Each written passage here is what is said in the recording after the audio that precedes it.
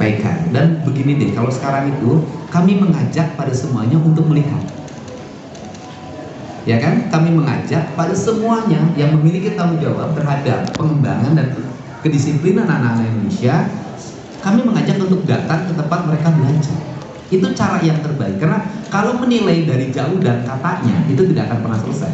Tapi yang terbaik adalah mengunjungi. Setelah mengunjungi, kalau banyak pakar yang dimiliki, punya bimbingan konseling, psikologi anak, ahli gizi dan sejenisnya, bawa ke tempat berlatih.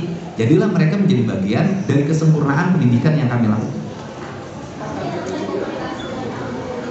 Ya, kita akan lakukan. Ya, kita tidak mempunyai target berapa siswa. Adalah setiap orang tua yang akan meminta anaknya dididik oleh kami melalui pola pendidikan disiplin ini, kami menerima, dan kami akan dibuat gelombang pertama, gelombang kedua, gelombang ketiga, dan seluruh rangkaian ini adalah orang atau anak yang diantar oleh orang tuanya. Kami tidak menerima anak yang tidak berdasarkan persetujuan orang tua.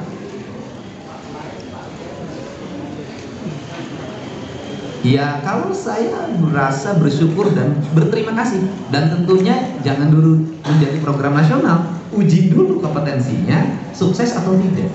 Dan kami juga sedang menyiapkan program turunannya.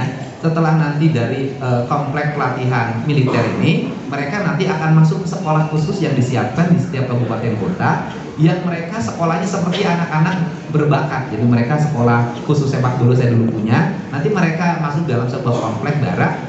Gurunya guru biasa, kepala sekolahnya kepala sekolah biasa, tetapi mereka itu nanti didampingi oleh tim peningkatan mentoring disiplin dari kalangan TNI.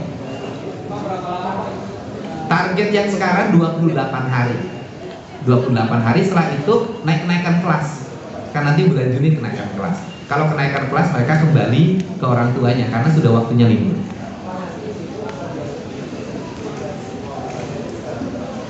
Oh, sudah ada surat edaran yang disampaikan ke bupati wali kota di seluruh Jawa Barat. Sudah edaran gubernur, sudah. Pembiayaan gimana? Ya, konsekuensinya kan gubernur punya piranti-piranti. Kita punya akses anggaran terhadap kabupaten kota yang kita miliki. Ya, kita bukan diancam ya. Kita kan begini, apakah bupati masih nyaman kalau di depan kantornya banyak orang bawa celana?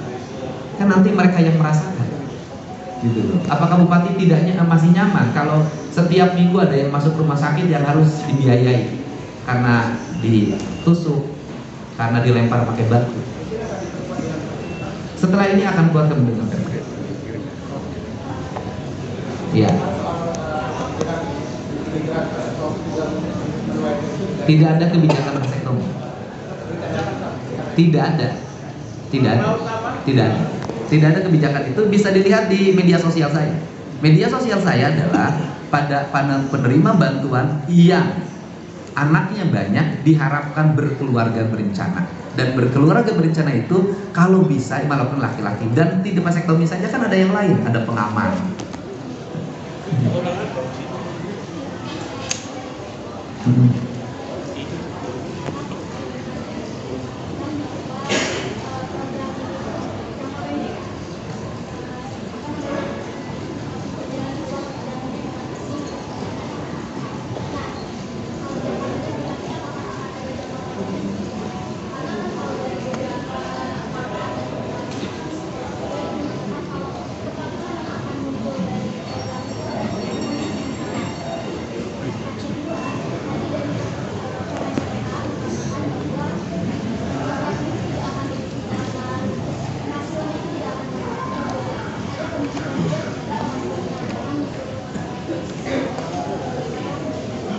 Ya, yang pertama kalau jangka panjang kita akan bikin sekolah yang untuk permanen tadi.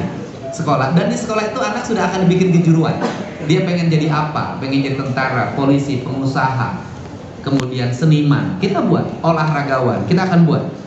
Kemudian yang berikutnya adalah pemerintah itu nanti akan mengintervensi dalam penataan ruang. Satu, tata ruangnya diperbaiki, sanitasi lingkungannya diperbaiki, rumah-rumah rakyatnya diperbaiki, akses jalannya diperbaiki. Tetapi kalau sampai pemerintah mengatur orang tua tidak boleh bertengkar, itu nggak bisa. Misalnya suami dengan istrinya bertengkar terus, sehingga anaknya tidak betah di rumah, depresi, broken home, kan tidak mungkin gubernur ngurusin rumah tangga. Nah, itu kesadaran orang tuanya kalau itu.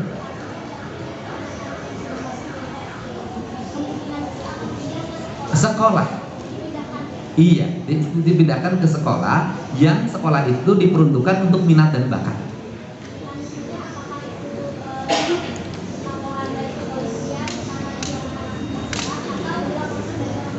Ya, begini, polisi kan menjaring dua. Yang pertama yang berproses berdasarkan hukum pidana anak, kan ada mekanismenya. Dan yang harus menjadi perhatian kita semua adalah di setiap kabupaten kota tidak ada lapas untuk penitipan anak. Rata-rata tinggal di kantor anak itu.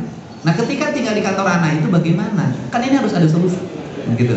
Itu yang pertama. Kemudian yang keduanya adalah yang terjaring oleh kepolisian tidak semuanya berproses pidana. Ada yang kemudian menjadi kompromi kedua belah pihak.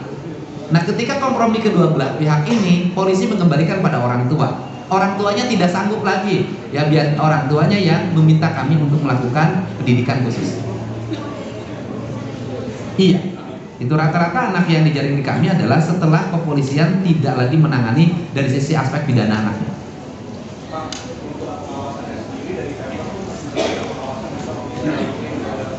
Di setiap hari ada pejabat dinas pendidikan provinsi Jawa Barat yang piket di situ.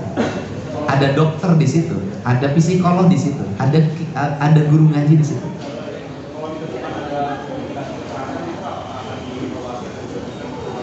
Ya, kalau ada indikasi kekerasan, kami pasti melakukan langkah-langkah penanganan, dan sampai hari ini tidak ada.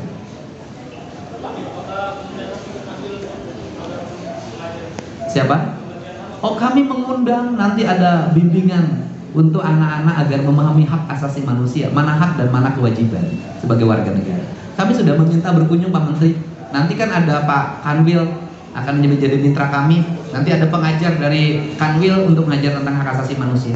Dan memantau, saya minta Kanwil HAM Provinsi Jawa Barat untuk memantau apakah kegiatan kami bertentangan dengan HAM atau tidak. Bapak, ini kan selama 28 hari anak-anak itu dibarang kan. Terus untuk nilai mereka di sekolah formal mereka juga gimana Pak? Karena mereka mengikuti ujian dan pendidikan biasa, dan mereka terkoneksi kepada sekolahnya dan tetap menjadi siswa. Nah, kalau nanti kebarang lulus yang Bapak bilang minat dan bakat, berarti mereka keluar dari sekolah formal? Enggak, mereka tetap terdaftar.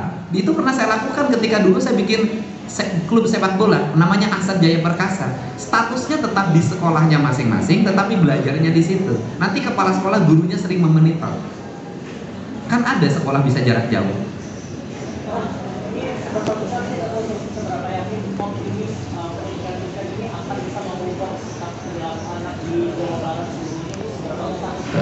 Oh, saya sangat yakin 100% berhasil.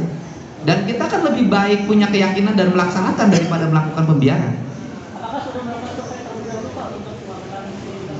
Oh iya. Begini, bukan pendidikan militer, ya. Pendidikan di barak.